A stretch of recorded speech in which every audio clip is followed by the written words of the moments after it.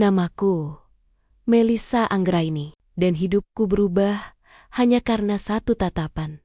Aku masih ingat pagi itu. Hujan turun pelan, membasahi kaca gedung. Setinggi 30 lantai tempatku bekerja sebagai sekretaris pribadi CEO di Pramujaya Group, salah satu perusahaan properti terbesar di Jakarta.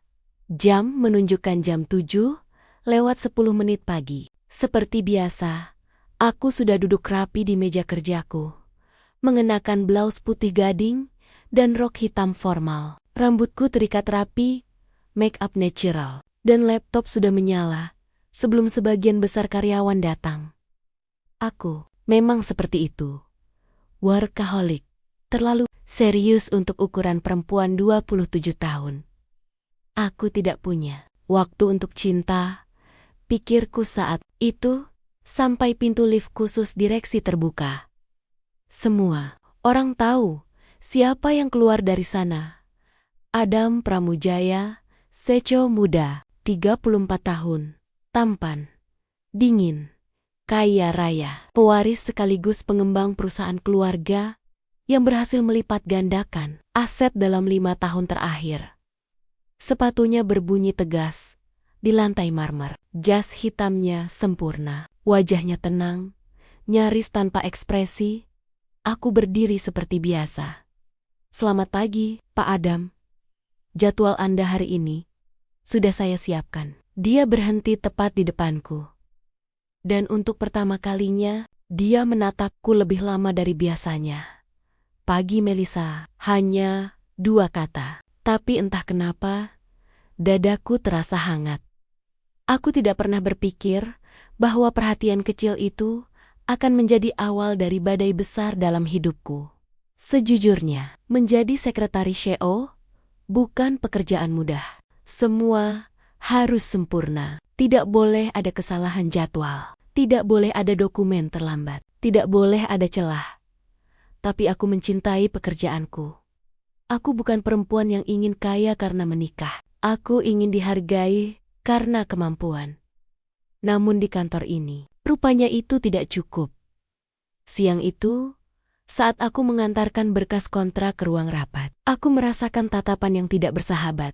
Ica, manajer operasional, cantik, glamor, ambisius, dan semua orang tahu dia menyukai Adam. Aku dengar kamu makin sering dipanggil Pak Adam ke ruangannya ya, ucapnya dengan senyum tipis. Aku tersenyum sopan. Itu memang bagian dari pekerjaan saya, Bu. Tatapannya berubah tajam. Hati-hati saja, banyak yang salah paham kalau terlalu dekat dengan atasan. Aku tahu maksudnya. Di kantor ini, rumor bisa lebih cepat menyebar daripada email. Hari itu, jam 18:45, hampir semua karyawan sudah pulang. Aku masih duduk menyelesaikan revisi laporan keuangan yang harus dikirim ke investor besar perusahaan. Tiba-tiba pintu ruanganku diketuk. Aku mendongak. Adam berdiri di sana. Kenapa belum pulang? Saya ingin memastikan laporan ini selesai malam ini. Dia melangkah masuk. Dekat. Terlalu dekat untuk jarak profesional. Kamu selalu seperti ini. Apa, Pak? Mengorbankan hidupmu untuk pekerjaan. Aku terdiam. Lalu dia berkata pelan, hampir seperti bisikan yang hanya untukku. Perusahaan ini beruntung punya kamu, Melissa. Jantungku berdebar lebih cepat dari biasanya. Bukan karena kalimatnya saja, tapi cara dia mengatakannya. Ada ketulusan di sana. Ada penghargaan. Bukan tatapan pria yang melihat wanita sebagai objek, tapi sebagai partner yang setara. Dan untuk pertama kalinya, aku merasa dilihat. Namun aku tidak tahu. Di balik dinding kaca kantor itu, ada mata lain yang mengawasi. Ica tidak suka cara Adam menatapku. Dan seseorang yang bahkan belum kukenal, sedang bersiap memasuki hidupku sebagai ancaman yang jauh lebih berbahaya. Namanya belum kuketahui saat itu. Tapi 2 bulan kemudian, dia akan menjadi alasan kenapa reputasiku hampir hancur, dan kenapa aku harus memilih antara karir atau hati. Ini baru permulaan, dan aku belum siap menghadapi apa yang akan terjadi selanjutnya. Jakarta, 3 Februari tahun 2023. 1 bulan setelah tatapan itu, sejak malam ketika Adam mengatakan, perusahaan ini beruntung memilikiku, semuanya berubah. Perlahan tapi pasti. Awalnya hanya hal kecil. Ia mulai mempercayaiku untuk ikut dalam rapat-rapat penting dengan investor. Ia meminta pendapatku, bukan sekadar mencatat notilen. Bahkan, beberapa keputusan strategis. Ia diskusikan langsung denganku sebelum diumumkan ke manajemen. Bagiku itu profesional. Tapi bagi orang lain, itu bahan gosip. Bisikan-bisikan mulai terdengar di pantry.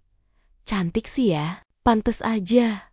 Sekretaris tapi rasanya kayak wakil direktur. Dekat banget sama Pak Adam. Ya, aku pura-pura tidak mendengar. Tapi hati perempuan mana yang tidak terluka ketika integritasnya diragukan? Sore itu, aku diminta Adam menemaninya meeting dengan investor baru dari Singapura. Kontrak proyek apartemen senilai hampir 1 triliun rupiah. Itu kesempatan besar untuk perusahaan. Dan untuk karierku, ruang rapat terasa dingin. Aku duduk di sebelah Adam, menyajikan dokumen dengan rapi. Saat aku menjelaskan proyeksi keuangan, investor itu menatapku cukup lama. Terlalu lama. Namanya Rangga Wiratama. Usianya sekitar 38 tahun. Wajahnya ramah. Senyumnya mahal. Jasnya lebih mahal lagi. Miss Melissa, you are very impressive, katanya dalam bahasa Inggris yang halus. Aku tersenyum profesional. Terima kasih, Pak Rangga. Adam tidak mengatakan apa-apa, tapi aku merasakan perubahan di wajahnya. Rahangnya sedikit mengeras. Aku tidak tahu saat itu bahwa tatapan Rangga bukan sekadar kagum pada profesionalitasku, itu adalah awal dari sesuatu yang membuatku gelisah. 2 hari setelah meeting itu, aku menerima buket bunga besar di meja kerjaku. Tanpa nama pengirim. Tapi ada kartu kecil, bertuliskan, untuk perempuan paling cerdas di ruangan itu. Air dadaku langsung terasa tidak nyaman. Aku belum pernah menerima perhatian seperti itu dari rekan bisnis perusahaan. Saat itulah Ica muncul. Wah, siapa nih yang kirim? Investor baru ya? Tanyanya dengan nada pura-pura kagum. Aku tidak menjawab. Dia mendekat, menatap bunga itu dengan senyum miring. Bahaya loh. Kalau terlalu banyak pria penting yang tertarik sama kamu, nanti orang bisa salah paham. Apa maksud ibu? Tanyaku pelan. Maksud saya, reputasi itu rapuh. Melissa, kata-katanya seperti racun manis. Malamnya, Adam memanggilku ke ruangannya. Dia berdiri di dekat jendela besar, membelakangiku. Kamu kenal Rangga sebelumnya? Tanyanya tanpa basa-basi. Tidak, Pak, dia menghubungiku tadi siang. Aku menegang. Menghubungi soal proyek, Pak? Adam menoleh. Tatapannya berbeda, lebih tajam. Dia bilang ingin mengenal kamu lebih dekat. Aku terdiam. Apa kamu memberinya nomor pribadimu? Tidak pernah, Pak. Ruangan itu sunyi beberapa detik. Lalu dia berjalan mendekat. Sangat dekat. Aku tidak suka caranya menatapmu. Ucapnya pelan. Itu pertama kalinya dia berbicara. Bukan sebagai CO, tapi sebagai pria. Dan jantungku bergetar. Pak, saya bisa jaga diri. Jawabku berusaha tetap profesional. Dia menghela napas. Aku tahu. Kamu bisa. Tapi bukan itu yang aku khawatirkan. Aku menatapnya. Lalu apa? Ada menatapku dalam-dalam. Aku khawatir orang lain akan mencoba menjatuhkanmu. Dan kata-katanya terbukti benar. Seminggu kemudian, email anonim masuk ke seluruh jajaran direksi. Isinya tuduhan bahwa aku memanfaatkan kedekatan dengan CEO untuk mempengaruhi keputusan proyek.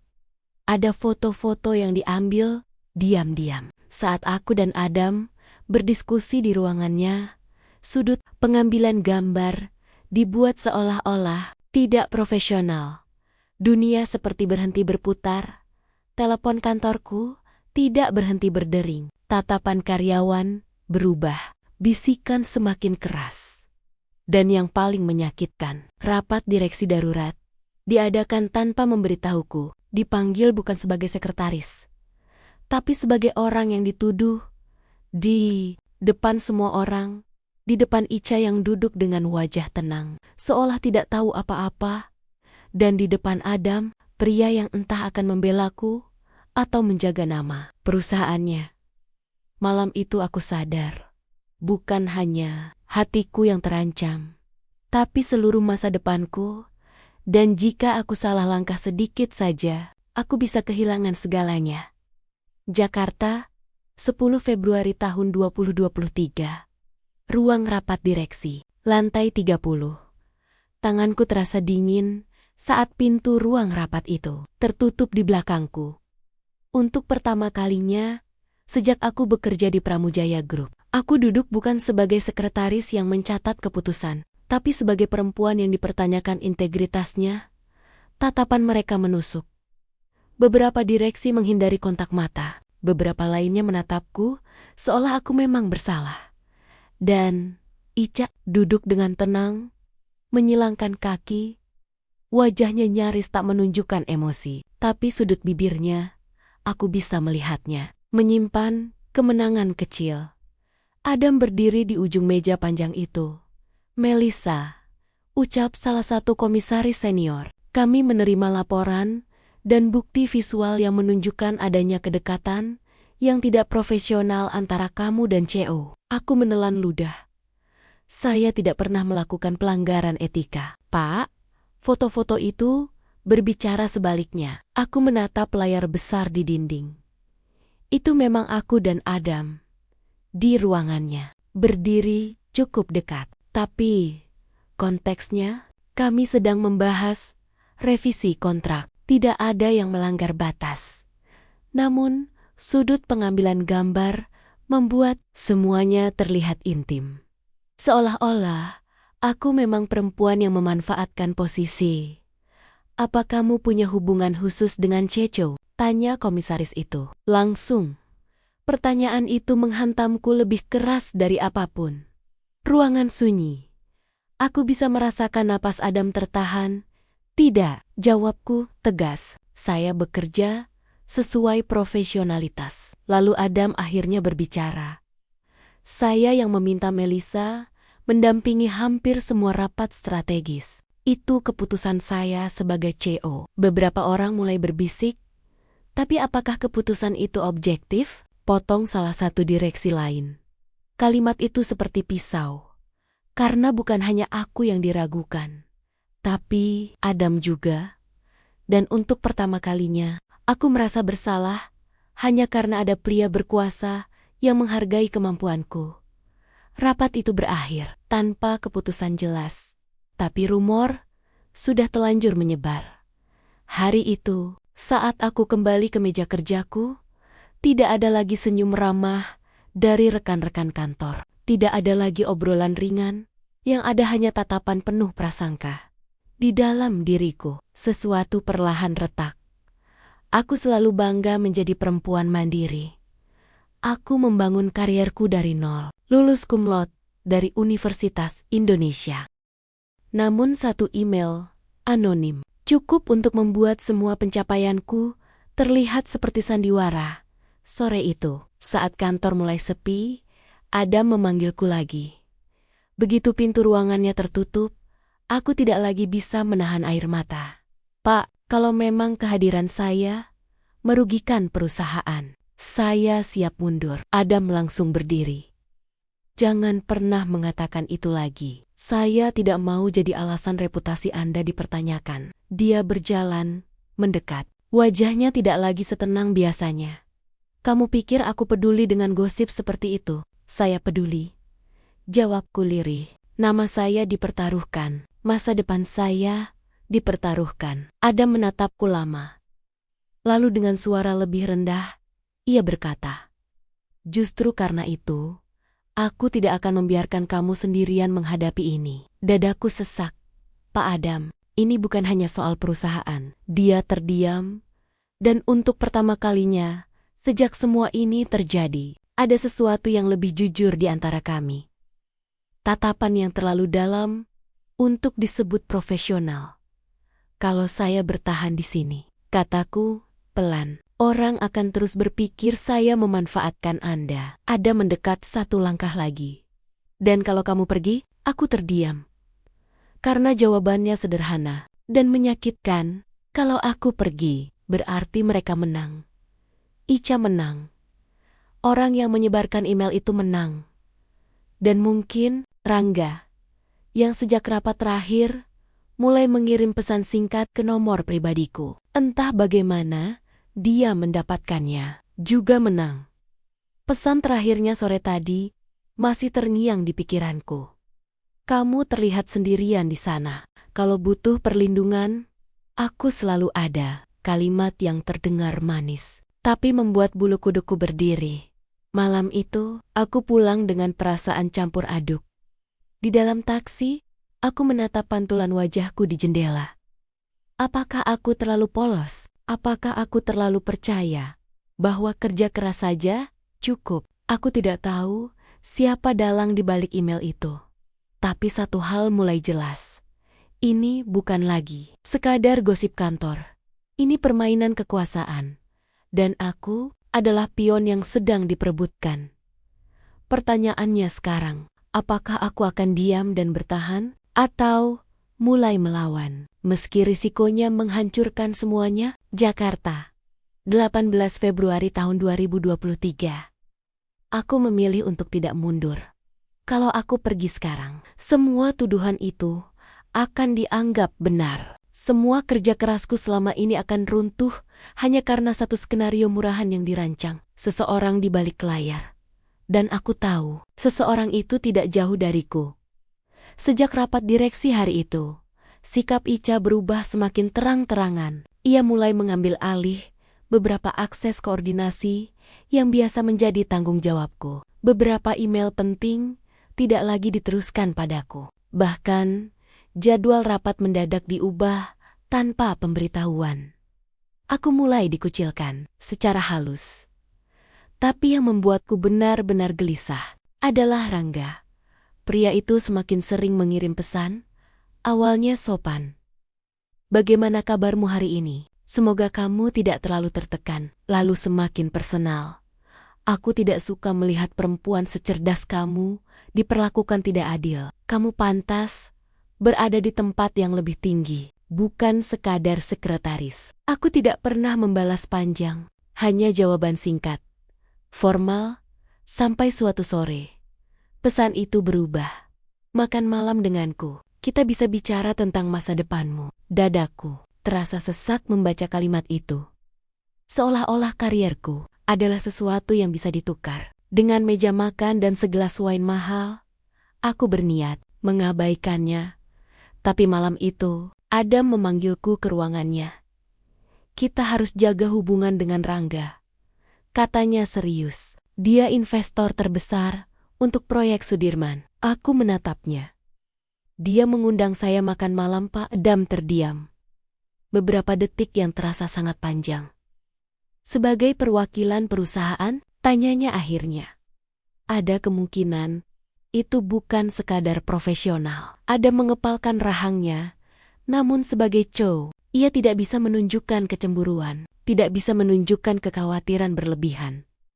Kalau kamu merasa tidak nyaman, kamu tidak perlu datang. Kalimat itu seharusnya membuatku lega, tapi justru aku merasa tertantang. Aku ingin membuktikan bahwa aku bisa menghadapi semuanya sendiri. Aku akan datang. Jawabku pelan. Tatapan Adam langsung berubah. Melissa, saya akan jaga batas. Pak, ini untuk perusahaan. Untuk pertama kalinya, aku melihat sesuatu di matanya. Bukan hanya kekhawatiran, tapi ketakutan kehilangan. Jakarta, 21 Februari tahun 2023. Restoran rooftop hotel mewah di kawasan SCBD. Aku datang dengan dress hitam sederhana, elegan, tapi tidak berlebihan. Rambutku terurai rapi, make up tipis. Aku ingin terlihat profesional, bukan menggoda. Rangga sudah menunggu dengan senyum yang terlalu percaya diri. "Kamu lebih cantik dari yang kubayangkan," katanya sambil berdiri menyambutku. Duduk menjaga jarak. "Terima kasih sudah datang, Pak Rangga. Kita bisa langsung bahas proyek." Ia tertawa pelan. "Tenang saja, malam ini bukan hanya soal proyek." Jantungku berdebar tidak nyaman. Sepanjang makan malam, ia membicarakan peluang investasi baru, potensi ekspansi perusahaan, lalu perlahan topiknya berubah. "Kamu tahu, Melissa, perempuan seperti kamu jarang sekali. Maksud Anda, cantik, pintar, dan ambisius, tapi masih berada di bayang-bayang pria seperti Adam." Kalimat itu menusuk. Aku tidak berada di bayang-bayang siapapun. Ia tersenyum tipis. "Kalau aku memberimu posisi direktur di perusahaan baru yang akan kubentuk, maukah kamu pindah?" Aku terdiam. "Itu tawaran besar." "Tentu saja besar," jawabnya lembut, "dan aku ingin kamu di sisiku." Cara ia mengatakan di sisiku membuat napasku tercekat. Ini bukan lagi profesional. Ini jebakan. Aku berdiri perlahan. "Terima kasih atas tawarannya, Pak. Tapi saya tidak tertarik." Wajahnya berubah sedikit.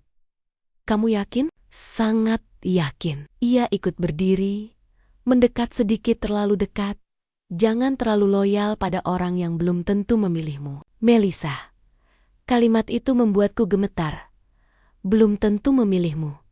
Apa maksudnya?" Aku meninggalkan restoran itu dengan langkah cepat. Tanganku bergetar saat memesan taksi online, dan ketika pintu mobil tertutup, ponselku bergetar.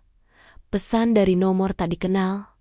Foto diriku sedang duduk berhadapan dengan Rangga di restoran tadi. Diambil dari sudut tertentu, terlihat intim.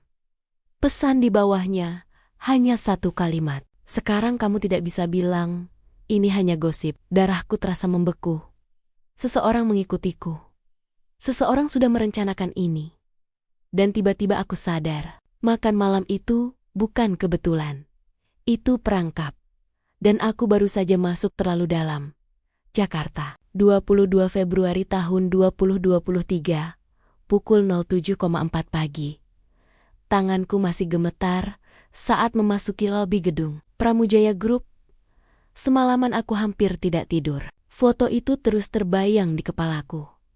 Siapa yang memotretnya? Bagaimana bisa mereka tahu aku akan makan malam di sana? Dan yang paling menakutkan, untuk apa foto itu digunakan? Begitu pintu lift terbuka di lantai 30, suasana terasa berbeda. Terlalu sunyi. Beberapa karyawan berhenti berbicara saat aku lewat. Tatapan mereka lebih tajam dari biasanya. Lalu aku melihat layar monitor besar di area kerja manajemen. Di sana terpampang foto aku dan Rangga di restoran semalam. Dengan judul email besar, "Sekretaris atau negosiator pribadi." Isi email itu menuduhku menerima imbalan khusus dari investor untuk mempengaruhi keputusan proyek. Dadaku seperti diremas. Ini lebih kejam dari sebelumnya. Karena kali ini melibatkan pihak luar. Dan jika investor lain membaca ini, reputasi perusahaan bisa hancur. Aku berjalan cepat ke ruanganku, tapi sebelum sempat duduk, pintu ruang Adam terbuka. Masuk. Suaranya tegas, dingin, berbeda.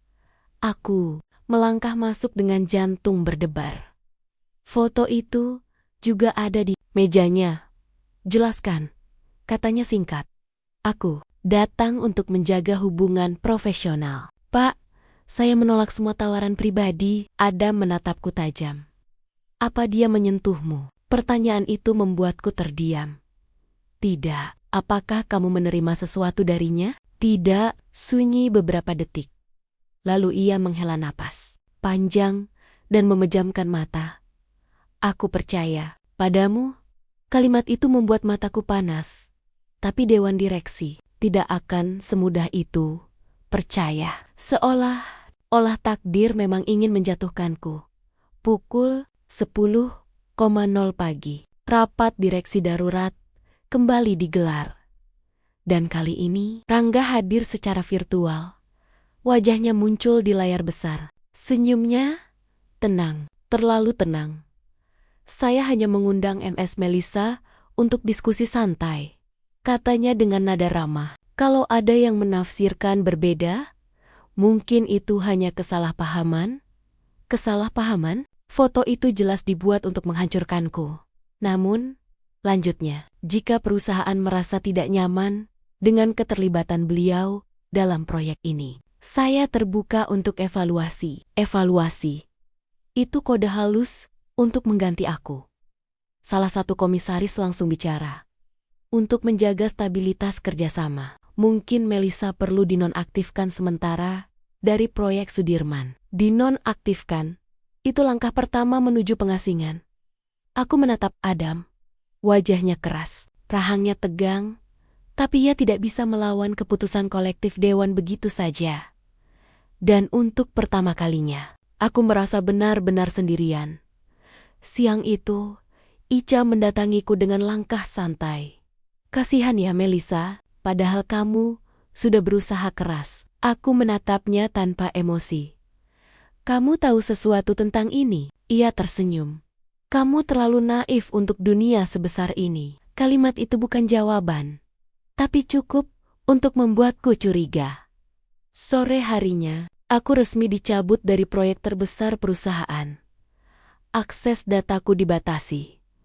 Namaku perlahan dihapus dari lingkaran inti manajemen. Semua karena satu makan malam yang sebenarnya sudah dirancang untuk menjebakku. Dan yang paling menyakitkan, Adam tidak bisa melindungiku tanpa mempertaruhkan seluruh perusahaannya. Malam itu, aku duduk sendirian di ruang kerja yang mulai terasa asing. Ponselku bergetar lagi. Pesan dari Rangga. Kamu lihat kan, mereka tidak akan pernah benar-benar membelamu. Tapi, aku bisa. Aku menggigit bibirku menahan emosi. Kenapa Anda melakukan ini? Balasku akhirnya. Jawabannya datang beberapa detik. Kemudian, karena aku tidak suka ditolak, darahku terasa dingin. Ini bukan lagi soal bisnis. Ini obsesi. Dan aku baru menyadari satu hal yang lebih menakutkan dari fitnah itu sendiri. Rangga tidak hanya ingin proyek. Dia ingin aku. Dan jika aku tidak hati-hati, permainan ini bisa menghancurkan bukan hanya karierku, tapi juga hubungan yang bahkan belum sempat benar-benar dimulai antara aku dan Adam. Jakarta, 25 Februari tahun 2023. Sejak dicabut dari proyek Sudirman, posisiku di kantor seperti bayangan. Aku masih bekerja, masih datang paling pagi, dan pulang paling malam. Tapi bukan lagi bagian dari inti keputusan. Beberapa staf bahkan mulai memanggil Ica untuk hal-hal yang biasanya langsung ditujukan kepadaku. Dan yang paling menyakitkan, Adam menjaga jarak. Bukan karena ia tidak peduli. Justru karena ia terlalu peduli, ia jarang memanggilku ke ruangannya, kecuali benar-benar perlu. Nada bicaranya kembali formal. Tatapannya tidak lagi selama dulu. Seolah-olah ia sedang melindungiku dengan cara menjauh, dan itu lebih menyakitkan dari gosip manapun. Sore itu, aku menerima email resmi dari Dewan Direksi. Aku dipanggil untuk evaluasi kinerja dan etika profesional. Tanggalnya 3 Maret tahun 2023. Aku tahu apa artinya jika aku gagal meyakinkan mereka. Aku bisa kehilangan pekerjaanku. Malam itu, saat hampir semua orang sudah pulang, Adam kembali memanggilku. Ruangannya gelap, hanya lampu meja yang menyala. Jakarta terlihat gemerlap dari balik kaca besar di belakangnya. Kamu tidak pantas diperlakukan seperti ini, katanya tanpa menatapku. Saya tahu, kalau kamu mau, aku bisa membatalkan kerjasama dengan Rangga. Aku terdiam. Itu bukan keputusan kecil. Nilai proyeknya triliunan, ribuan karyawan, bergantung pada proyek itu. Dan setelah itu, tanyaku pelan. Investor lain akan berpikir, perusahaan ini tidak stabil. Saham bisa turun. Dewan bisa menggugat Anda. Adam menatapku tajam. Aku tidak peduli, tapi saya peduli. Suara itu keluar lebih tegas dari yang kukira. Aku tidak mau jadi alasan Anda kehilangan segalanya. Ruangan itu sunyi. Langkahnya mendekat. Jarak kami hanya beberapa inci. Dan kamu pikir aku rela melihat kamu dihancurkan seperti ini? Aku bisa merasakan napasnya. Hangat, dekat, untuk sesaat. Dunia luar terasa tidak ada. Pak Adam, bisikku. Jangan panggil aku Pak saat kita seperti ini. Jantungku bergetar. Adam, ucapku pelan. Hampir tak terdengar. Tatapannya berubah. Ada emosi yang selama ini kami tahan. Ada ketegangan yang terlalu lama dipendam. Aku tidak ingin kamu pergi, katanya lirih.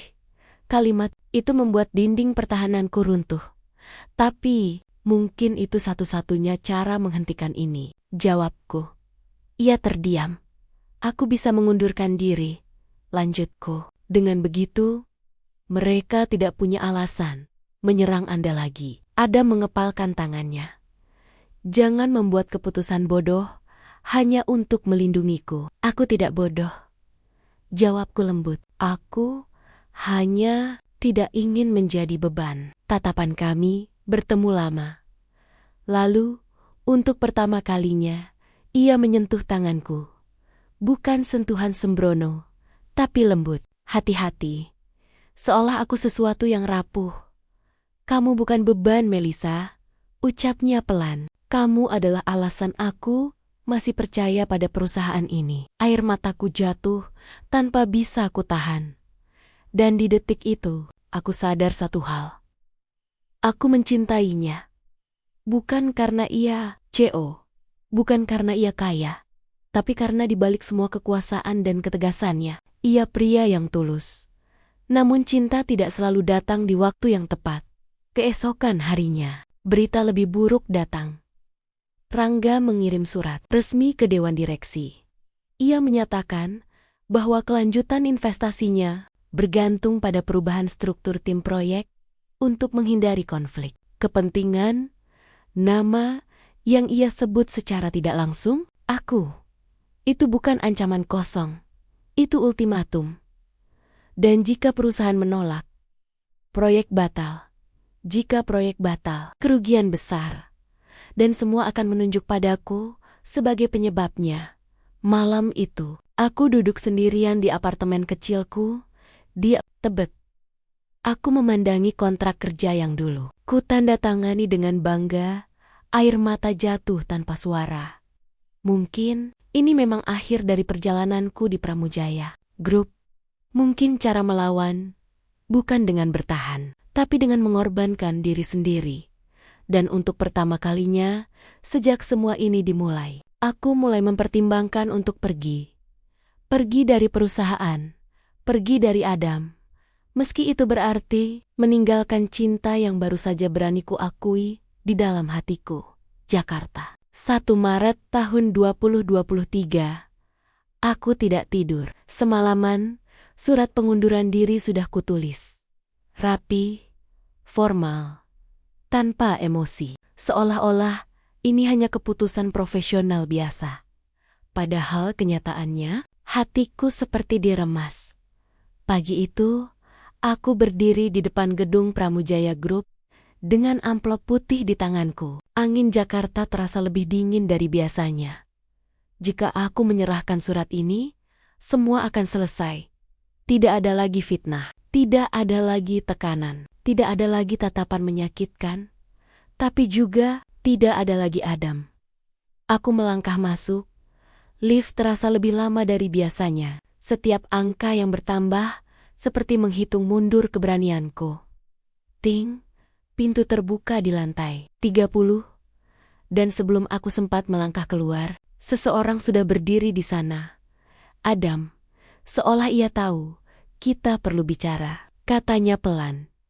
Di dalam ruangannya, Suasana terasa berbeda, bukan lagi dingin, seperti hari-hari sebelumnya.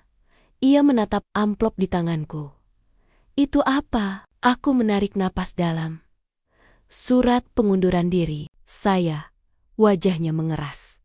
Tidak, saya tidak mau perusahaan hancur karena saya.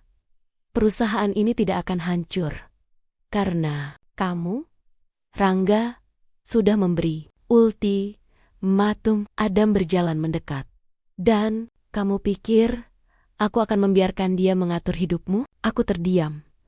Untuk pertama kalinya, ia tidak terlihat sebagai cowok yang rasional. Ia terlihat seperti pria yang sedang mempertahankan seseorang yang berarti, aku tidak akan tunduk pada ancaman.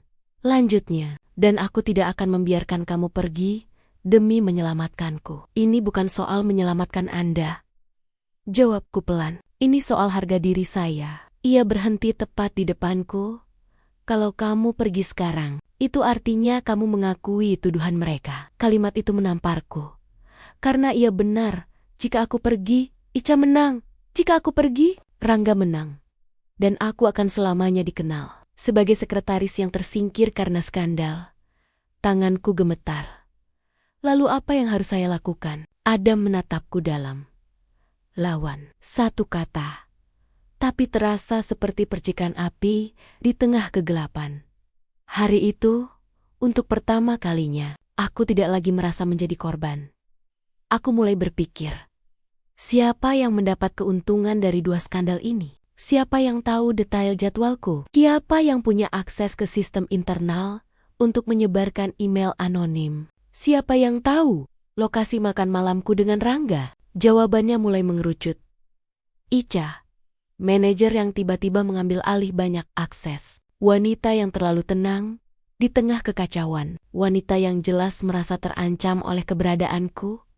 Tapi aku butuh bukti. Dan untuk itu, aku harus bermain lebih cerdas. Sore itu, aku sengaja mendatangi ruang kerja Ica. Saya ingin membantu proyek Sudirman dari sisi administrasi, kataku tenang. Ia menatapku, terkejut. Bukannya kamu sudah dinonaktifkan? Saya tetap sekretaris CEO. Saya hanya ingin memastikan semua berjalan lancar. Ia tersenyum tipis.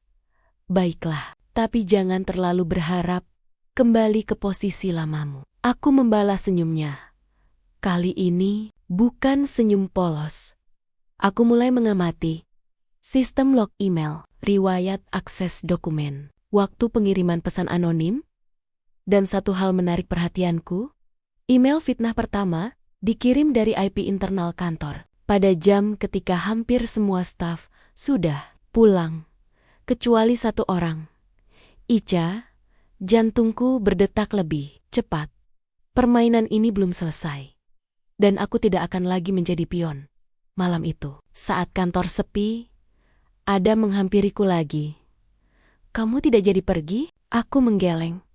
Aku memilih bertahan, tatapannya melembut. Kenapa? Aku menatapnya. Karena saya tidak ingin kehilangan sesuatu yang belum sempat saya perjuangkan. Kami saling memahami maksudnya tanpa perlu kata-kata tambahan. Tapi di balik keberanian baruku, ada risiko besar. Jika aku gagal membuktikan kebenaran, aku tidak hanya akan kehilangan pekerjaan. Aku bisa kehilangan reputasi selamanya. Dan mungkin juga kepercayaan Adam. Namun kali ini aku tidak takut. Karena untuk pertama kalinya, sejak semua ini dimulai, aku tidak lagi bertahan demi karier. Aku bertahan demi harga diriku dan demi cinta yang kini tak lagi bisa kuingkari. Sejak hari itu, aku bukan lagi Melisa yang hanya bekerja di balik meja. Aku menjadi pengamat, pendengar, pengumpul serpihan kebenaran yang selama ini tersembunyi di balik layar, komputer, dan senyum palsu. Aku datang lebih pagi dari biasanya.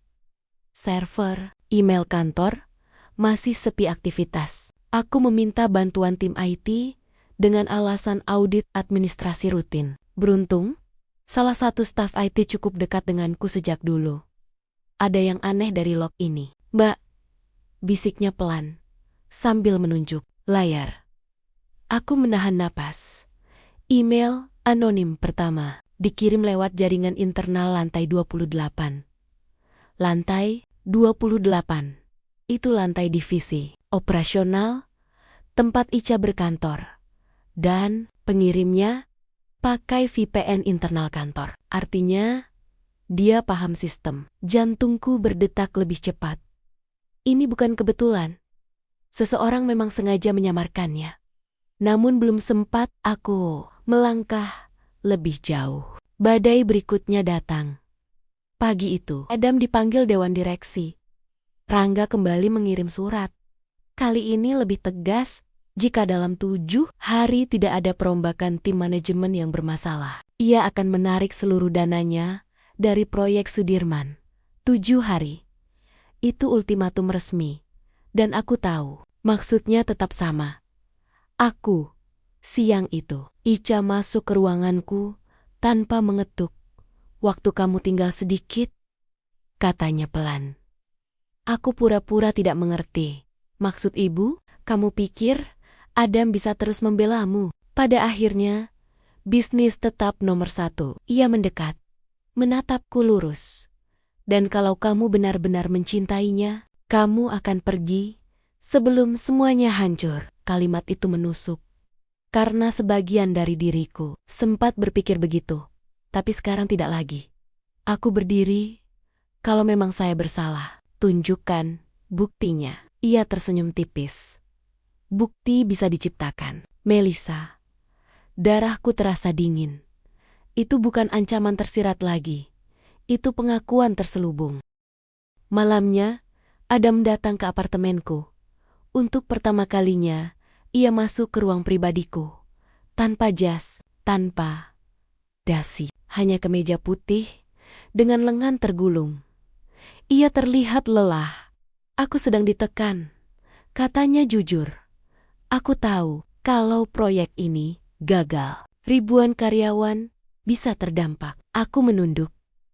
Kalau memang keputusan terbaik adalah saya pergi. Ia langsung memotong. Berhenti menawarkan dirimu sebagai korban. Suasana hening. Ia melangkah mendekat. Aku tidak mencintaimu karena kamu lemah. Kalimat itu membuatku membeku. Ia baru saja mengatakannya. Mencintaimu, napas kami saling beradu. Aku mencintaimu karena kamu kuat. Lanjutnya pelan, dan aku tidak akan membiarkan siapapun memaksamu menyerah. Air mataku jatuh lagi. Tapi kali ini bukan karena takut, melainkan karena aku tahu kami sudah terlalu jauh untuk mundur. Namun malam itu juga, ponselku kembali bergetar. Pesan dari Rangga. Sebuah foto lain.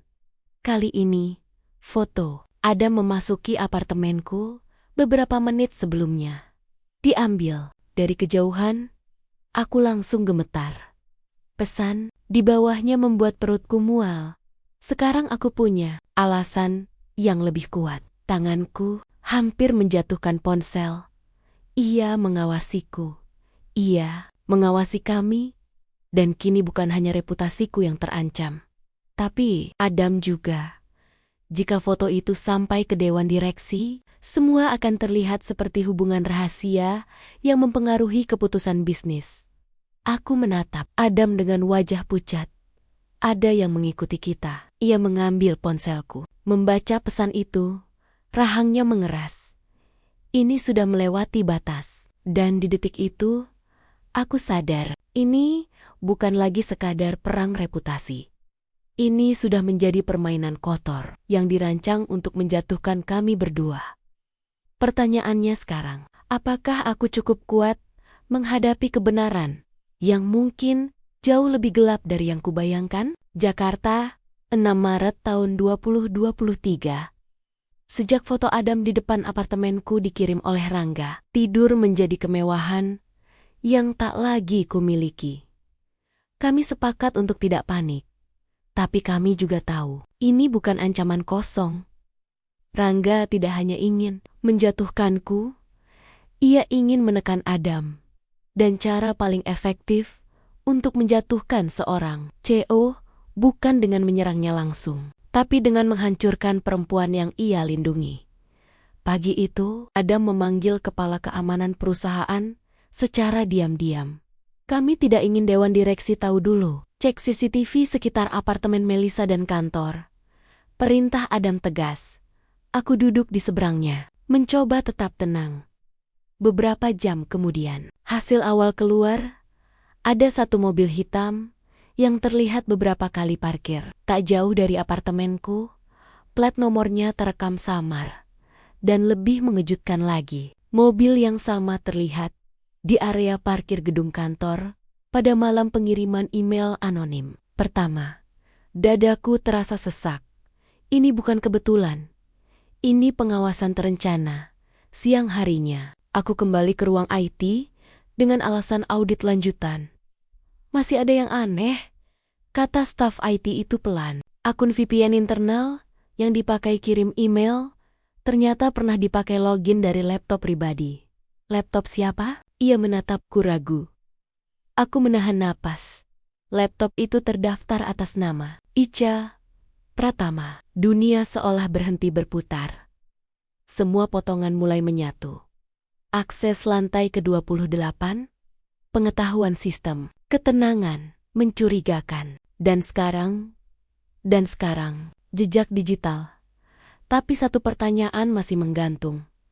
Apakah Ica bekerja sendiri atau ada orang lain di belakangnya? Sore itu, aku sengaja menghampiri ruang kerja Ica.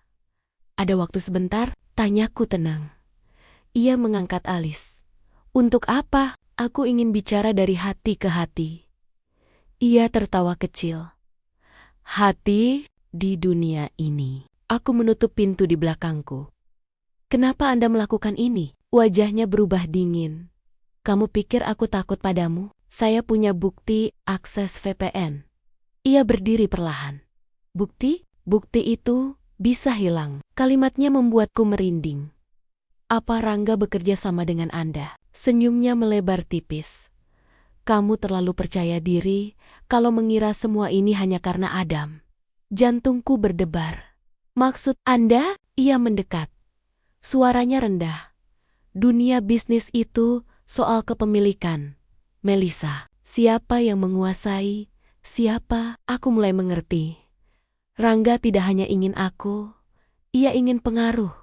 Jika Adam jatuh reputasinya, posisi tawarnya di perusahaan melemah. Dan jika aku terpaksa menerima perlindungan Rangga, ia bisa masuk lebih dalam ke struktur perusahaan. Ini bukan sekadar obsesi pribadi. Ini strategi.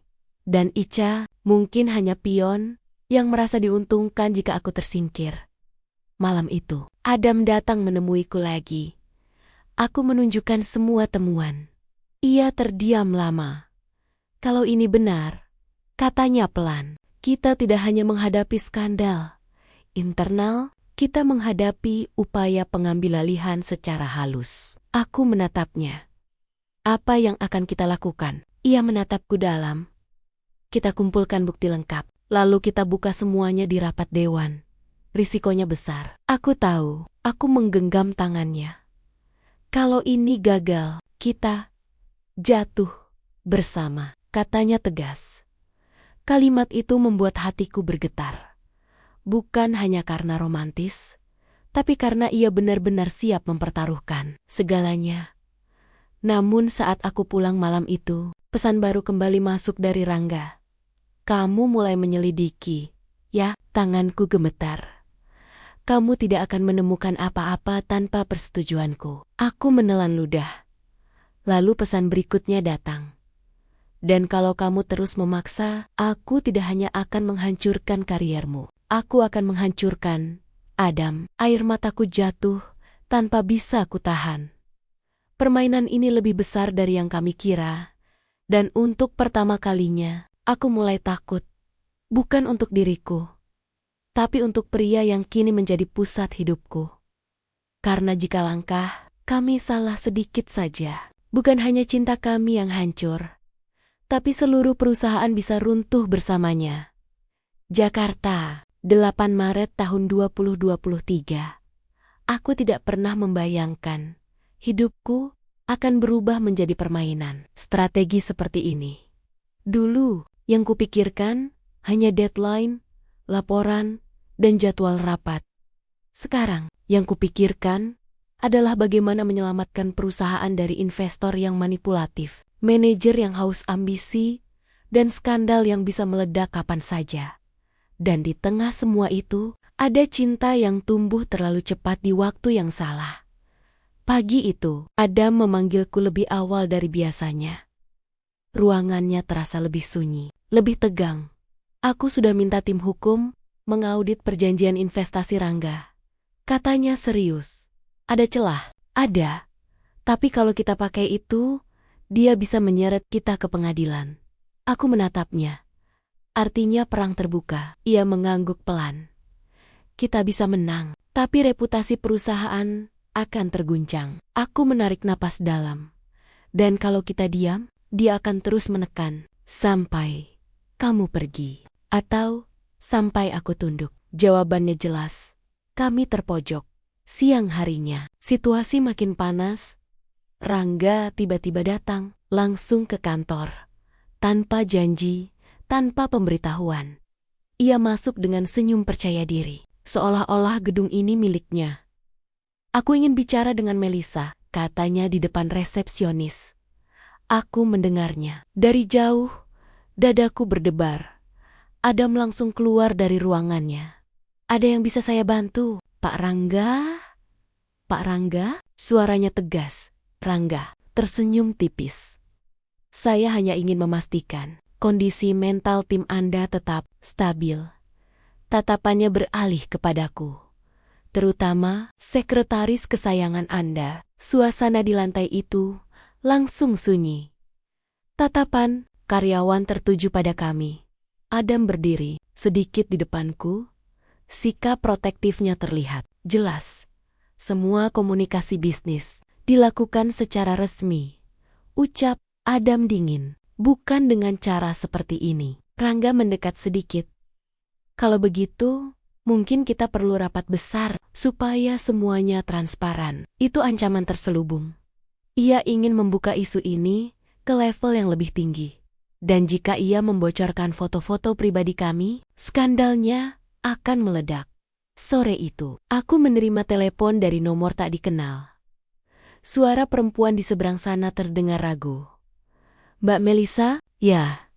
Siapa ini? Saya dari tim keuangan divisi operasional. Saya tidak sengaja melihat transfer mencurigakan beberapa minggu lalu. Jantungku berdetak cepat. Transfer apa? Dana dari salah satu perusahaan afiliasi investor. Masuk ke rekening pribadi manajer Ica. Darahku seperti berhenti mengalir. Berapa jumlahnya? Cukup untuk membeli apartemen baru di Jakarta Selatan. Tanganku gemetar. Potongan terakhir akhirnya terlihat. Ica tidak hanya cemburu. Ia dibayar. Malam itu, aku bertemu Adam di ruangannya dengan wajah pucat. Ada bukti aliran dana, kataku pelan. Ia menatapku serius. Artinya Ica dan Rangga bekerja sama. Aku mengangguk. Tapi, kalau kita buka ini, akan ada perang besar. Adam mendekat. Tangannya memegang bahuku. Kamu siap? Aku menatapnya dalam-dalam. Siap atau tidak, ini sudah melewati batas. Aku tidak mau lagi hidup dalam bayang-bayang ancaman. Jawabku. Ia menghela napas. Besok kita adakan rapat luar biasa dengan Dewan. Itu berarti semua akan terbuka. Semua taruhan dinaikkan. Dan jika bukti kami kurang kuat, bukan hanya aku yang akan tersingkir. Adam juga bisa kehilangan kursinya sebagai CO. Aku pulang malam itu dengan jantung tak tenang. Di dalam taksi, ponselku kembali bergetar. Pesan dari Rangga. Kamu benar-benar berani ya? Lalu pesan berikutnya masuk. Kalau besok kamu melangkah terlalu jauh, aku akan buka semua foto yang belum kamu lihat. Aku membeku. Belum aku lihat, apalagi yang ia simpan. Dan untuk pertama kalinya sejak aku memilih melawan, aku sadar, besok bukan hanya soal membuktikan kebenaran. Besok adalah pertaruhan terakhir, antara kehancuran atau kebebasan. Jakarta, 9 Maret tahun 2023. Ruang rapat direksi, lantai 30. Pagi itu aku berdiri di depan cermin, lebih lama dari biasanya. Blouse putih, blazer hitam, rambut diikat rapi. Aku ingin terlihat tenang. Padahal di dalam jantungku seperti dipukul palu. Hari ini bukan hanya soal reputasi. Hari ini adalah pertaruhan terbesar dalam hidupku. Rapat luar biasa dimulai pukul 09.00 tepat. Semua direksi hadir. Komisaris utama duduk di ujung meja. Wajah-wajah tegang memenuhi ruangan. Dan Rangga duduk dengan santai, seolah ia tidak sedang membawa bom waktu. Adam membuka rapat.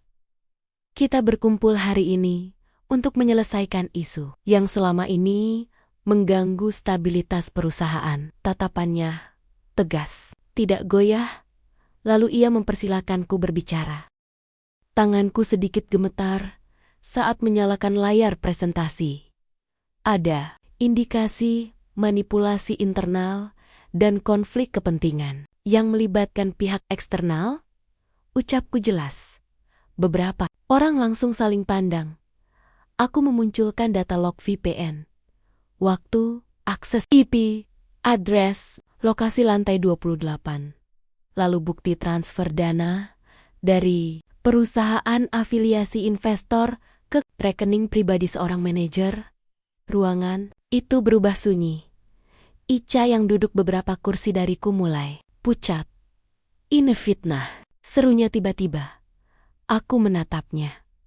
Transfer tanggal 14 Februari Ruari. Jumlahnya sesuai dengan nilai komisi proyek tahap pertama. Komisaris utama menoleh tajam ke arahnya.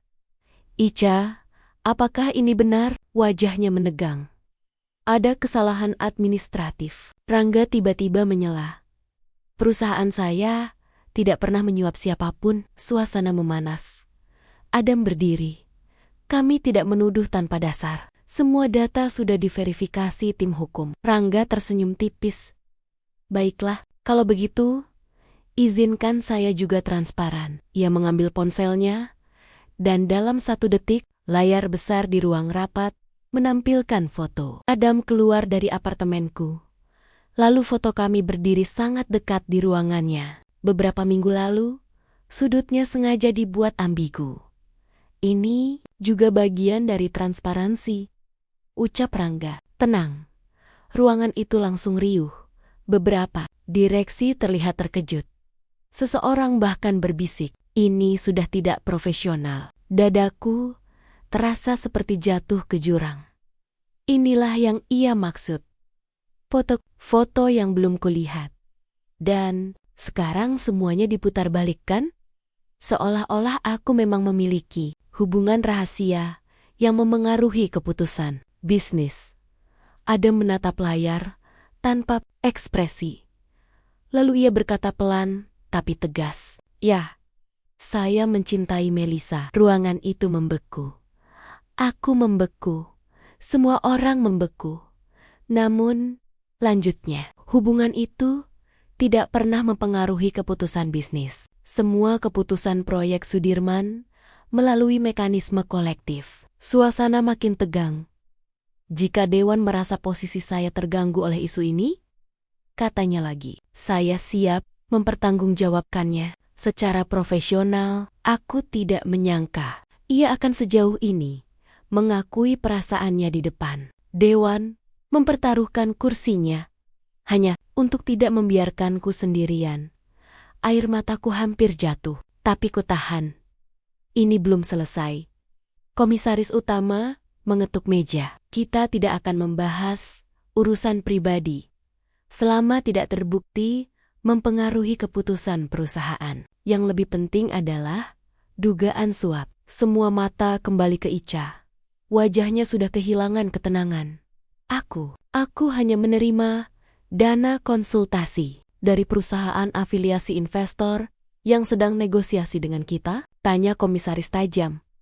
Rangga mulai kehilangan senyum. Ini tidak berjalan sesuai rencananya. Namun sebelum keputusan diambil, sekretaris komisaris masuk tergesa-gesa. Media sudah mendapat foto-foto itu. Dadaku berhenti berdetak. Beberapa portal bisnis online mulai menayangkan berita. CEO Pramujaya Group diduga terlibat hubungan tak profesional dengan sekretarisnya. Ini lebih cepat dari yang kami duga. Skandal sudah bocor. Dan kini bukan hanya Dewan yang melihat. Seluruh publik bisa melihatnya. Aku menatap Adam. Jika ia mundur sekarang, mungkin perusahaan bisa diselamatkan. Jika ia bertahan, saham bisa anjlok. Dan di tengah kekacauan itu, aku sadar satu hal yang menyakitkan. Meskipun kami punya bukti melawan Ica dan Rangga, skandal pribadi kami mungkin sudah cukup untuk menghancurkan semuanya. Dan untuk pertama kalinya, sejak aku memilih melawan, aku mulai merasakan ketakutan yang berbeda. Bukan takut kalah, tapi takut menjadi alasan. Kejatuhan pria yang kucintai, Jakarta, 9 Maret tahun 2023. Masih di ruang rapat yang sama, berita sudah menyebar. Lebih cepat dari keputusan Dewan, saham perusahaan mulai bergerak turun. Ponsel para direksi bergetar tanpa henti. Aku bisa melihat kepanikan yang perlahan menyelimuti ruangan itu. Dan di tengah kekacauan tersebut, aku menyadari satu hal pahit. Meskipun bukti suap mulai terkuak, publik lebih tertarik pada kisah cinta. CEO dan sekretarisnya, skandal selalu lebih laku daripada kebenaran. Komisaris utama akhirnya berbicara untuk menjaga stabilitas perusahaan. Kita perlu tindakan cepat, semua menoleh kepadanya. Kita akan membentuk tim investigasi independen atas dugaan suap. Sementara itu, ia berhenti sejenak. CEO dan sekretaris yang bersangkutan disarankan mengambil cuti sementara sampai situasi mereda. Cuti. Itu kata halus untuk penyingkiran sementara. Dadaku terasa sesak. Adam langsung berdiri. Saya tidak akan lari dari tanggung jawab. Ini bukan lari, jawab komisaris. Ini strategi meredam pasar. Rangga duduk dengan wajah tak terbaca. Ia mungkin tidak menang sepenuhnya, tapi ia berhasil mengguncang kami. Rapat ditutup tanpa kejelasan. Akhir, Ica resmi dinonaktifkan sementara. Rangga juga dalam proses audit hukum. Namun, berita hubungan kami sudah telanjur menjadi headline. Di luar gedung, wartawan mulai berkumpul. Aku menatap Adam di ruangannya yang kini terasa berbeda. Lebih berat. Aku akan ambil cuti, kataku pelan. Ia langsung menoleh. Tidak, kalau Anda ikut cuti juga, perusahaan akan terlihat tanpa pemimpin. Ia menggeleng. Aku tidak peduli pada opini pasar, tapi saya peduli. Jawabku tegas. Suasana hening. Aku berjalan mendekat. Selama saya ada di sini, isu ini tidak akan berhenti. Mereka akan terus memelintir cerita. Ada menatapku dengan emosi yang sulit dijelaskan. Jangan lagi kamu yang mengorbankan diri. Ini bukan pengorbanan. Bisikku. Ini pilihan. Air mataku jatuh. Tapi suaraku tetap stabil. Saya mencintaimu. Dan karena itu, saya tidak ingin menjadi alasan Anda kehilangan posisi. Ia menggenggam tanganku erat. Melissa, untuk pertama kalinya, sejak semua ini dimulai, aku yang melangkah lebih dulu. Aku memeluknya. Bukan sebagai sekretaris. Bukan sebagai bawahan, tapi sebagai perempuan yang memilih mencintai dengan sadar. Biarkan saya pergi sementara. Kataku pelan di dadanya. Biarkan saya membersihkan nama saya dari luar, tanpa bayang-bayang jabatan Anda. Ia terdiam lama. Aku bisa merasakan dilema di tubuhnya. Akhirnya ia menghela napas panjang. Kalau kamu pergi, itu bukan karena kamu kalah. Aku tersenyum samar. Aku tidak pernah kalah. Aku hanya sedang mengatur langkah. Sore itu, secara resmi aku mengajukan cuti tanpa batas waktu. Media langsung menulis. Sekretaris CEO mengundurkan diri di tengah skandal. Mereka tidak tahu kebenaran. Dan mungkin tidak peduli. Aku meninggalkan gedung itu dengan kepala tegak. Meski hatiku hancur, di luar, kamera menyorot wajahku. Pertanyaan-pertanyaan dilontarkan tanpa henti. Apakah Anda memiliki hubungan khusus dengan Secho? Apakah Anda terlibat konflik kepentingan? Aku hanya berkata satu kalimat sebelum masuk mobil. Saya tidak pernah melakukan pelanggaran etika, dan mobil itu melaju menjauh dari gedung yang selama ini menjadi dunianya. Malamnya, aku duduk sendirian di apartemen. Sunyi. Tidak ada lagi email, tidak ada jadwal rapat. Hanya pikiranku sendiri. Aku sadar satu hal. Jika aku ingin benar-benar menang, aku tidak bisa hanya bergantung pada Adam. Aku harus membongkar semuanya sampai ke akar. Tanpa jabatan, tanpa perlindungan, tanpa nama besar di belakangku. Dan untuk pertama kalinya sejak aku bekerja di Pramujaya Group, aku bukan lagi sekretaris Secho. Aku hanya Melissa, perempuan yang difitnah dan bersiap membalas dengan kebenaran. Namun aku tidak tahu, langkah yang akan kuambil berikutnya justru akan menyeretku pada pilihan paling sulit dalam hidupku. Pilihan yang mungkin akan membuat Adam membenciku. 3 hari setelah aku resmi cuti, hidupku terasa seperti berada di luar tubuhku sendiri. Media masih membicarakan kami. Nama Adam terus dikaitkan denganku. Saham perusahaan naik turun seperti jantung yang tak stabil. Dan Rangga, ia akhirnya menghubungiku langsung. Bukan lewat pesan, bukan lewat ancaman samar, tapi lewat panggilan pribadi. Aku rasa kita perlu bertemu lagi. Suaranya tenang, hampir santai. Kali ini, tanpa sandiwara. Aku tahu ini berbahaya. Tapi justru karena itu, aku menerimanya. Jakarta, 13 Maret tahun 2023. Private Lounge Hotel, Bintang 5. Aku datang sendiri. Tanpa memberitahu Adam. Inilah keputusan yang mungkin akan membuatnya membenciku. Rangga sudah duduk menungguku, segelas minuman di tangannya. Kamu terlihat lebih kuat tanpa jabatan, katanya sambil tersenyum tipis. Apa yang Anda inginkan sebenarnya? Tanyaku langsung. Ia tidak berputar-putar lagi. Sederhana, aku cabut semua tekanan. Aku hentikan pemberitaan. Aku tarik investor bayangan yang bermain di belakang. Dengan syarat, ia menatapku lurus. Kamu pindah ke perusahaanku. Dadaku menegang. Itu saja Dan. Hentikan hubunganmu dengan Adam. Ruangan itu terasa lebih sempit. Ia melanjutkan dengan nada lebih pelan. Kalau kamu tidak lagi di sisinya, isu ini akan mereda. Pasar akan percaya. Ini hanya drama sesaat. Adam bisa tetap duduk di kursinya. Itu bukan sekadar tawaran. Itu skenario. Ia ingin memisahkan kami dan menjadikanku miliknya. Dan kalau saya menolak, tanyaku. Rangga tersenyum tanpa kehangatan. Maka berita yang lebih personal akan keluar. Ia menggeser ponselnya ke arahku.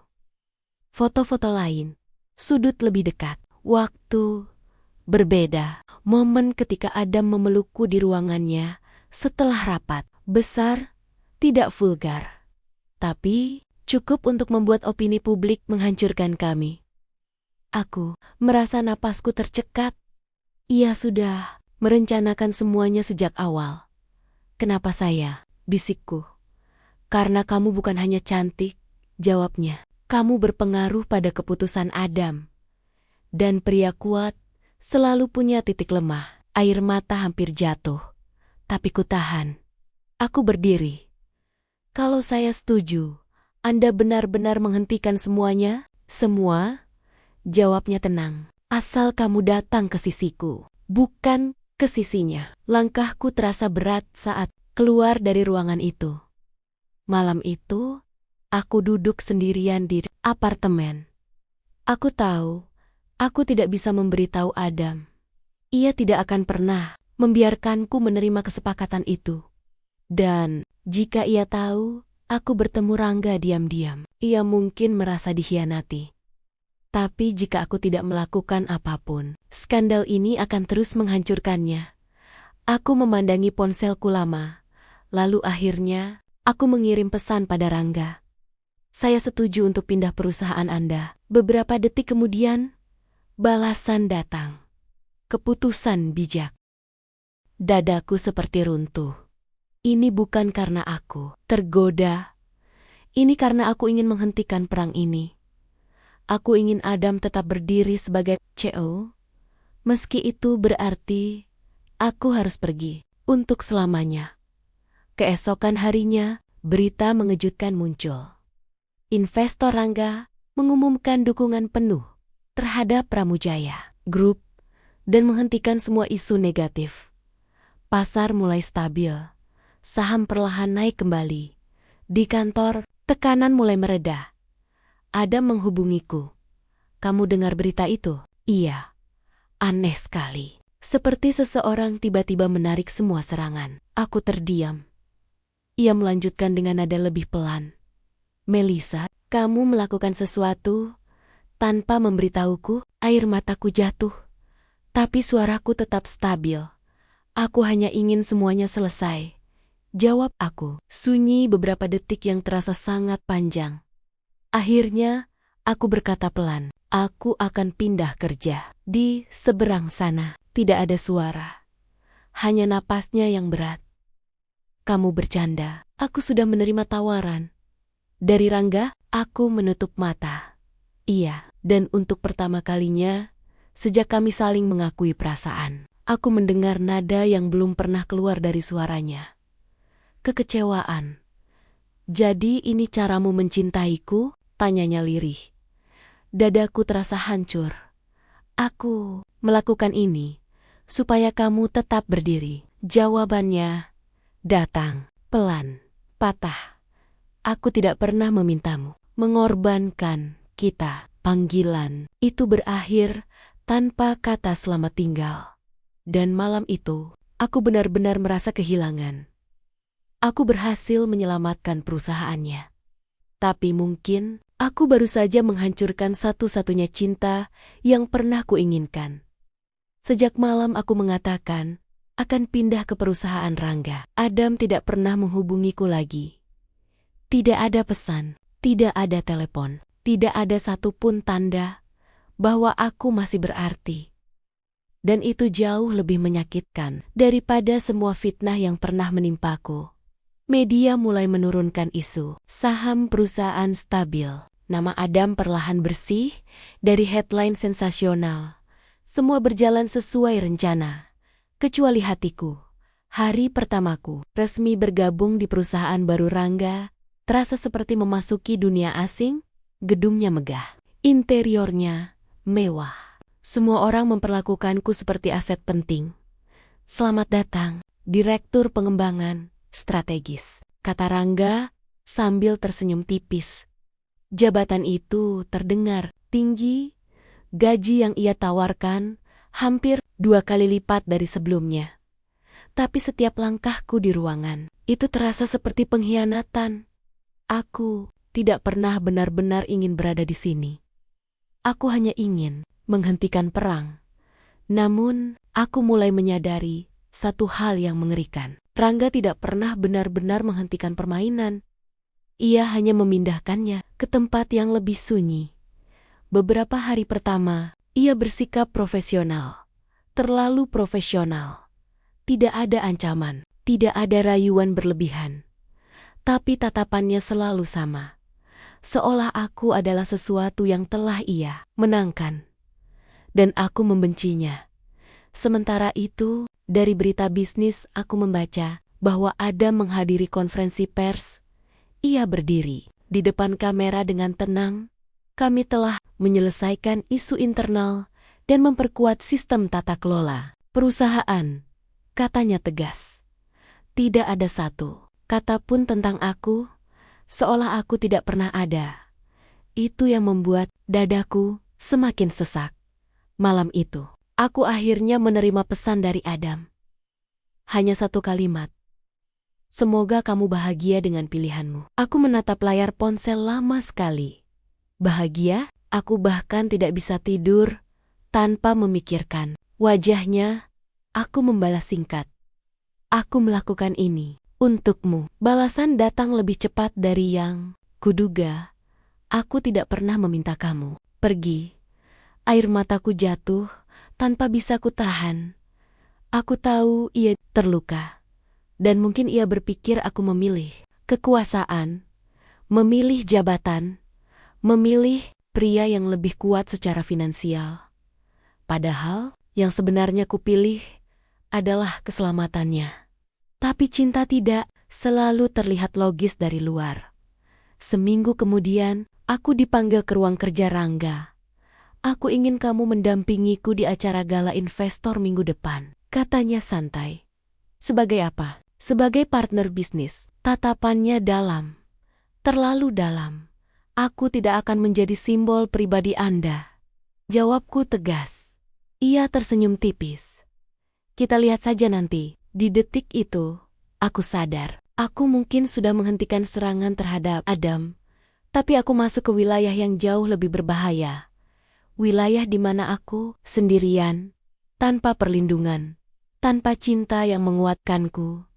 Dan malam itu, untuk pertama kalinya, sejak aku meninggalkan Pramujaya Group, aku mempertanyakan keputusanku sendiri. Apakah benar aku menyelamatkan Adam, atau justru memberi kemenangan penuh pada pria yang manipulatif? Karena semakin lama aku di sini, semakin jelas satu hal yang mengerikan. Rangga tidak hanya ingin mengontrol perusahaan. Ia ingin mengontrolku. Dan jika aku salah langkah sedikit saja, aku bukan hanya kehilangan cinta. Aku bisa kehilangan diriku sendiri. Jakarta, 25 Maret tahun 2023. 2 minggu bekerja di perusahaan Rangga membuatku sadar satu hal. Aku tidak pernah benar-benar bebas. Setiap langkahku diawasi. Setiap keputusan harus melewati dirinya. Setiap rapat selalu diakhiri dengan tatapan yang terlalu lama. Ia tidak pernah menyentuhku, tidak pernah melampaui batas secara terang-terangan. Tapi cara ia berbicara, cara ia memanggil namaku, cara ia selalu mengatakan, kamu ada di tempat yang tepat sekarang. Semua itu terasa seperti sangkar emas. Dan aku mulai muak. Gala investor yang ia sebutkan akhirnya tiba. Hotel bintang 5 di kawasan Tamrin dipenuhi pebisnis elit. Kamera, media, dan lampu kristal yang menyilaukan. Aku mengenakan gaun hitam elegan, profesional, tegas, tidak menggoda. Tapi ketika aku turun dari mobil bersama Rangga, kilatan kamera langsung menyambut kami. Apakah ini pasangan baru di dunia bisnis? Direktur baru yang spesial, Pak Rangga? Ia tersenyum ke arah wartawan. Dan tanpa bertanya padaku, ia melingkarkan tangannya di punggungku. Tubuhku menegang. Itu momen yang selama ini ia tunggu, menciptakan narasi bahwa aku kini berada di sisinya, bukan di sisi Adam. Aku melepaskan tangannya, perlahan. Jangan pernah melakukan itu tanpa izin saya. Bisikku tajam. Ia tertawa kecil. Kamu terlalu sensitif. Di dalam ballroom, aku melihat sesuatu yang membuat napasku tertahan. Adam, ia berdiri di sisi lain ruangan, mengenakan jas hitam yang sama, seperti hari pertama aku melihatnya. Tatapan kami bertemu, dan waktu seperti berhenti. Ia tidak mendekat, tidak tersenyum, hanya menatapku. Dengan luka yang belum sembuh, dadaku terasa diremas. Rangga memperhatikan arah pandanganku. Jadi dia datang, katanya pelan. Ia mendekatkan wajahnya ke telingaku. Bagus, biar dia melihat sendiri. Aku muak. Ini bukan lagi soal bisnis. Ini soal ego. Beberapa menit kemudian, aku menemukan Adam berdiri sendirian di balkon luar ballroom. Angin malam Jakarta terasa dingin. Aku tidak tahu kamu akan datang, kataku pelan. Ia tidak langsung menoleh. Ini acara publik, sunyi. Aku ingin menjelaskan segalanya. Tapi sebelum sempat bicara, ia bertanya, Kamu bahagia? Pertanyaan itu menghantamku lebih keras dari tuduhan manapun. Aku tidak bisa berbohong. Tidak, ia akhirnya menatapku. Lalu kenapa kamu bertahan di sisinya? Aku menarik napas panjang, karena aku pikir itu satu-satunya cara menyelamatkanmu. Wajahnya berubah. Kamu pikir aku selemah itu, bukan? Jawabku cepat. Aku hanya tidak ingin kamu kehilangan segalanya karena aku. Ia melangkah mendekat. Melissa, yang membuatku hampir kehilangan segalanya bukan skandal itu. Aku menahan napas. Tapi keputusanmu pergi tanpa mempercayaiku. Air mataku jatuh lagi. Iya, benar. Aku tidak memberinya pilihan. Aku memutuskan sendiri. Tiba-tiba suara tepuk tangan terdengar dari dalam. Rangga sedang memberikan sambutan, dan kalimat pertamanya membuat darahku membeku. Malam ini saya juga ingin memperkenalkan seseorang yang sangat spesial dalam hidup dan bisnis saya. Aku menoleh cepat. Ia memanggil namaku. Jantungku berdetak keras. Ini bukan sekadar perkenalan, jabatan, ini panggung. Dan jika aku melangkah ke sana tanpa bicara, narasi akan terkunci selamanya. Aku menatap Adam untuk pertama kalinya sejak aku meninggalkannya. Aku membuat keputusan bukan karena takut, tapi karena harga diri. Aku bukan milik siapapun, bisikku pada diri sendiri. Lalu aku melangkah kembali ke ballroom. Rangga tersenyum lebar saat aku mendekat. Ia hendak meraih tanganku lagi. Tapi kali ini, aku menarik mikrofon lebih dulu. Ruangan sunyi. Terima kasih atas sambutannya, kataku jelas. Namun saya ingin meluruskan satu hal. Tatapan Rangga berubah. Saya di sini sebagai profesional, bukan sebagai simbol pribadi siapapun. Bisik-bisik mulai terdengar. Saya tidak pernah dan tidak akan pernah menjadi alat untuk permainan kekuasaan. Wajah Rangga menegang. Dan untuk pertama kalinya, di depan publik, aku mengambil kembali kendali atas diriku. Namun aku tahu, apa yang baru saja kulakukan adalah tamparan keras bagi pria yang tidak pernah suka ditolak. Dan ketika aku melihat ekspresi di wajahnya, aku sadar, perang ini belum selesai. Tapi kali ini, aku tidak lagi berperang sendirian. Malam setelah gala itu, semuanya berubah drastis. Pernyataanku viral. Media bisnis memutar ulang momen ketika aku menolak menjadi simbol pribadi Rangga. Beberapa portal bahkan menuliskan judul sensasional. Direktur muda tolak klaim investor besar di depan publik. Nama Rangga ikut terseret. Dan untuk pertama kalinya, ia terlihat tidak sepenuhnya mengendalikan narasi. Pagi harinya, aku dipanggil ke ruangannya. Suasana di kantor terasa berbeda, lebih tegang. Begitu pintu tertutup, senyumnya hilang. Kamu mempermalukanku, katanya datar. Saya hanya meluruskan posisi saya. Kamu pikir kamu bisa bermain keras seperti itu dan tidak ada konsekuensi? Aku menatapnya tanpa gentar. Saya tidak pernah meminta Anda menjadikan saya alat pencitraan. Ia mendekat. Jangan lupa siapa yang mengangkatmu ke posisi ini. Dan jangan lupa, jawabku pelan, siapa yang menyelamatkan reputasi Anda dari tuduhan suap. Wajahnya mengeras. Untuk pertama kalinya, ia benar-benar kehilangan kendali emosinya. Kamu pikir Adam akan menerimamu kembali setelah semua ini? Nama itu terdengar seperti tantangan. Aku tidak menjawab, karena sebenarnya aku juga tidak tahu. Siang itu, berita lain muncul. Tim investigasi independen akhirnya merilis laporan awal. Transfer dana ke rekening Ica terbukti sebagai pelanggaran etika berat. Dan lebih mengejutkan lagi, ada bukti komunikasi intens antara Ica dan perwakilan perusahaan afiliasi Rangga sebelum email anonim pertama tersebar. Itu artinya, konspirasi mereka mulai terbuka ke publik. Rangga langsung mengadakan konferensi pers mendadak.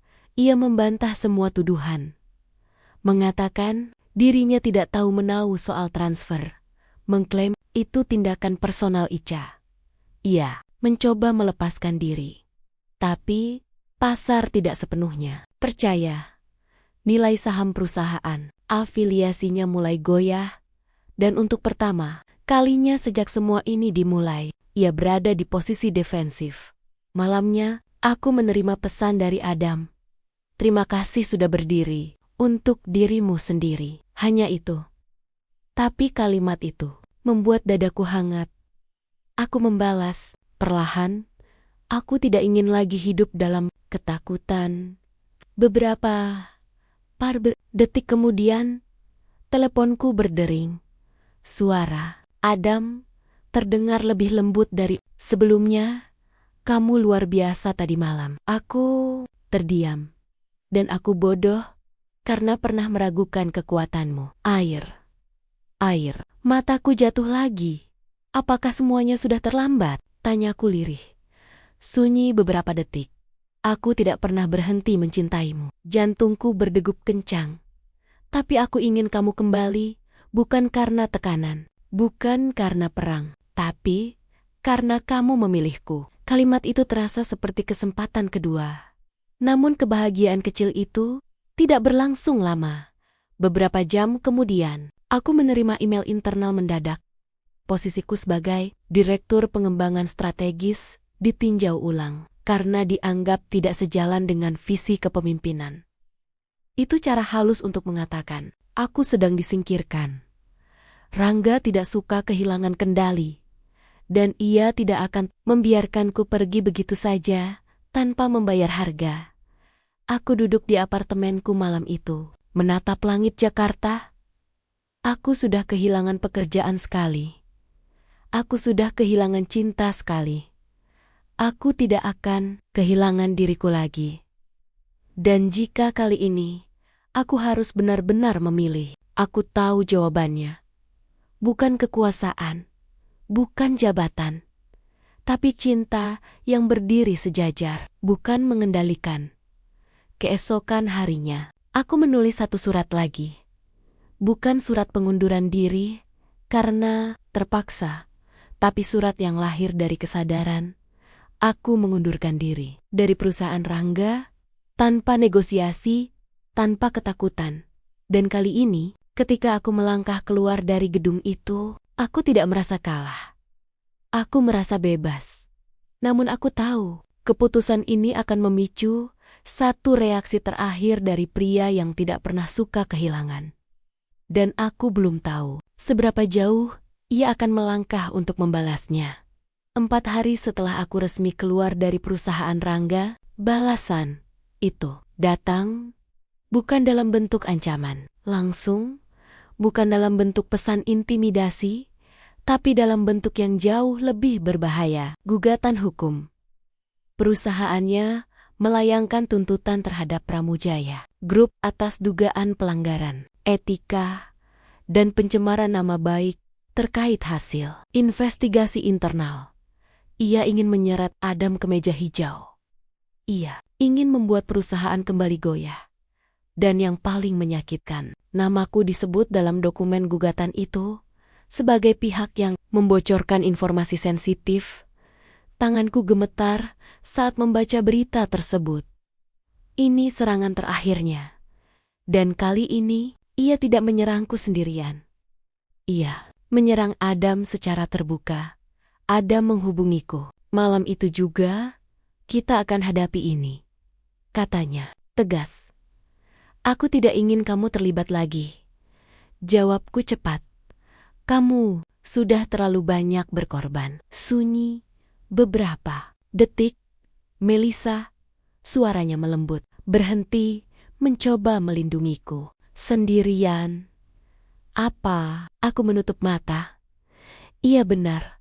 Selama ini aku selalu membuat keputusan sendiri, mengorbankan diri sendiri, tanpa memberinya kesempatan berdiri bersamaku. Kali ini kita lawan bersama.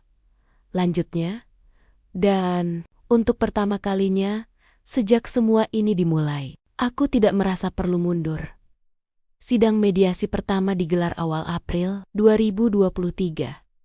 Ruangannya formal, tegang, penuh pengacara. Rangga duduk dengan ekspresi dingin, seolah ini hanya permainan bisnis biasa. Tapi aku tahu, ini soal ego, ini soal kekuasaan, dan ini soal dia yang tidak pernah bisa menerima penolakan. Pengacara, Adam memaparkan bukti lengkap. Aliran dana, log, komunikasi, korelasi waktu antara transfer, dan penyebaran email anonim, semua tersusun rapi. Untuk pertama kalinya, Rangga tidak bisa tersenyum. Mediator akhirnya berbicara. Apakah ada kemungkinan penyelesaian damai? Sunyi, lalu Rangga menatapku. Tatapannya tidak lagi percaya diri, ada sesuatu. Yang lain di sana, kekalahan yang mulai terasa. Jika Melissa mencabut pernyataannya dan menyatakan tidak ada keterlibatan saya, katanya perlahan, maka saya akan menghentikan gugatan. Dadaku terasa panas. Ia masih mencoba mengendalikanku. Aku berdiri, tidak. Suara Namsamu, Namua itu keluar tanpa ragu. Saya tidak akan menarik kebenaran demi kenyamanan siapapun. Ruang sidang sunyi. Aku melanjutkan. Saya sudah kehilangan pekerjaan. Saya sudah kehilangan nama baik. Tapi saya tidak akan kehilangan integritas. Tatapanku beralih pada Adam. Dan kali ini, aku tidak melihat pria yang terancam. Aku melihat pria yang bangga. Beberapa minggu kemudian, keputusan sementara keluar. Gugatan Rangga ditolak karena kurang bukti kuat. Investigasi lanjutan justru memperkuat dugaan keterlibatannya. Reputasinya mulai runtuh di dunia bisnis. Beberapa investor menarik diri. Ia kalah. Bukan hanya secara hukum, tapi secara moral. Malam setelah keputusan itu, Adam menemuiku. Di tempat pertama kali semuanya terasa berbeda. Ruang kerjanya di lantai 30. Gedung itu kini terasa seperti rumah. Aku hampir kehilangan perusahaan ini. Katanya pelan. Aku hampir kehilangan kamu. Jawabku jujur. Iya, mendekat. Kenapa kamu tidak pernah percaya bahwa aku bisa memilihmu tanpa harus kehilangan segalanya? Aku menatapnya. Karena aku takut menjadi kelemahanmu. Ia tersenyum tipis. Kamu bukan kelemahanku. Tangannya menggenggam tanganku. Kamu alasanku. Air mataku jatuh lagi. Tapi kali ini bukan karena luka, melainkan karena lega. Aku tidak ingin lagi berpisah karena asumsi, katanya pelan. Dan aku tidak ingin lagi membuat keputusan sendirian, jawabku. Ia menarik napas dalam, lalu mengatakan kalimat yang membuat dunia terasa berhenti. Menikahlah denganku. Jantungku berhenti sesaat. Bukan lamaran yang penuh kemewahan, bukan di depan kamera. Hanya kami, berdua, tanpa drama, tanpa tekanan, hanya kejujuran. Aku ingin kamu di sisiku bukan karena skandal, bukan karena perang, tapi karena cinta. Aku tersenyum di antara air mata. Ya, satu kata, dan semua perjuangan itu terasa layak. Namun sebelum semuanya benar-benar tenang, masih ada satu hal yang harus kuselesaikan. Bukan dengan Rangga, bukan dengan Ica, tapi dengan diriku sendiri. Karena pernikahan bukan akhir cerita. Itu adalah awal dari babak yang jauh lebih besar. Persiapan pernikahanku dengan Adam tidak semudah dongeng romantis. Media masih mengingat skandal kami. Beberapa pihak, dewan, masih menyimpan keraguan. Dan publik masih bertanya-tanya. Apakah aku hanya sekretaris yang beruntung? Pertanyaan itu tidak lagi menyakitkan seperti dulu. Tapi kali ini, aku tidak ingin hanya menjadi istri Cheo. Aku ingin tetap menjadi Melissa. Perempuan yang berdiri sejajar, bukan di belakang. Suatu malam, saat kami duduk berdua di ruang kerjanya, yang kini terasa hangat, aku berkata jujur. Aku tidak ingin orang berpikir aku menikahimu karena posisi Adam menatapku lembut. Lalu kamu ingin dikenal sebagai apa? Sebagai partner, bukan simbol. Ia tersenyum. Kalau begitu, kembalilah ke perusahaan, tapi bukan sebagai sekretaris. Aku terdiam. Aku ingin kamu memimpin divisi pengembangan etika dan tata kelola perusahaan. Setelah semua yang terjadi, kamu orang yang paling memahami pentingnya integritas. Dadaku bergetar. Bukan karena jabatan, tapi karena kepercayaan. Untuk pertama kalinya, aku merasa tidak hanya dicintai, tapi dihargai. Pernikahan kami digelar sederhana di Jakarta, 2 Juni tahun 2023. Tanpa pesta berlebihan, hanya keluarga, sahabat terdekat, dan beberapa rekan bisnis saat Adam mengucapkan ijab kabul dengan suara tegas dan mantap. Air mataku jatuh tanpa bisa kutahan. Bukan karena aku akhirnya menjadi istri CEO kaya raya, tapi karena aku melewati badai panjang dan tetap berdiri, dan ketika cincin itu melingkar di jariku, aku tahu. Aku tidak lagi berperang. Aku pulang. Jakarta. 3 bulan setelah pernikahan, kupikir semuanya akan tenang setelah kami menikah. Ternyata tidak. Sepenuhnya, dunia bisnis tidak pernah benar-benar lupa. Nama Rangga perlahan tenggelam dari sorotan publik, tapi tidak sepenuhnya hilang. Suatu sore, aku menerima pesan anonim. Semua bisa kembali. Runtuh. Jantungku berdegup cepat. Aku menunjukkan pesan itu pada Adam. Ia tidak panik. Kita tidak bisa hidup dalam bayang-bayang ketakutan lagi. Iya, benar. Aku bukan lagi perempuan yang mudah diintimidasi. Jika dulu aku rela mengorbankan diri demi menyelamatkannya, sekarang aku tahu cinta yang sehat tidak dibangun dari pengorbanan sepihak. Kami melaporkan pesan itu. Dan beberapa minggu kemudian, tersiar kabar bahwa Rangga resmi diperiksa dalam kasus pelanggaran keuangan lain yang lebih besar. Permainan lamanya akhirnya menjerat dirinya sendiri. Aku menatap berita itu dengan perasaan campur aduk. Tidak ada rasa puas, hanya lega, karena akhirnya aku benar-benar bebas. Jakarta. Akhir 2023. Aku berdiri di podium ruang rapat. Yang dulu menjadi tempat aku dihakimi, kini aku memimpin rapat sebagai direktur, tata kelola, dan pengembangan strategis. Beberapa wajah yang dulu meragukanku, kini menatap dengan hormat, bukan karena aku istri, CEO, tapi karena aku membuktikan diriku. Adam duduk di ujung meja. Bukan sebagai pelindungku, tapi sebagai partnerku. Terkadang aku masih tersenyum, mengingat semuanya. Dari sekretaris yang dianggap cari perhatian, dari perempuan yang difitnah, dari sosok yang hampir menyerah. Menjadi istri Cho kaya raya bukanlah puncak ceritaku.